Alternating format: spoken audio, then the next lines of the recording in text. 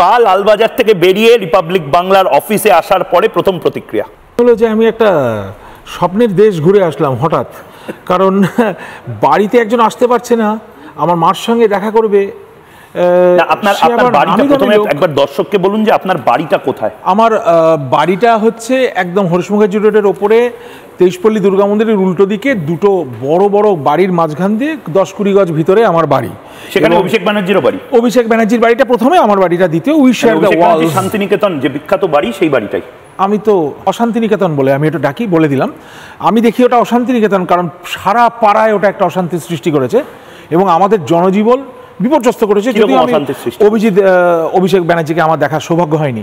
মানে ধরুন 50 জন police always duty দিচ্ছে, সেখানে আমার বাড়িতে কেউ আসছে, আমার বাড়িতে কেউ যাচ্ছে, তাকে জিজ্ঞাসাবাদ করা হচ্ছে কেন যাচ্ছেন, কোথায় যাচ্ছেন। আমি বেশিরভাগ সময় গান নিয়ে মেতে থাকি। মিউজিশিয়ানসরা তবলা নিয়ে, হারমোনিয়াম নিয়ে বা কিছু নিয়ে যদি ইনস্ট্রুমেন্টস, আপনারা কোথায় যাচ্ছেন এরকম প্রশ্ন।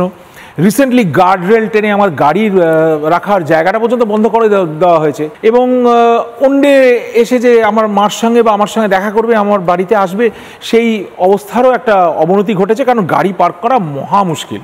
মিষ্টি ভাষায় মিষ্টি করে চেষ্টা করেছিলাম, পুলিশবাবুরা জানিয়ে দিয়েছেন তাদের হাতে এটা বাইরে। কোথা থেকে অর্ডার আসে তারাও ঠিক বলতে পারলেন না, কিন্তু অর্ডারটা আছে, ওখানে গাড়ি টাড়ি দাঁড়ানো যাবে না।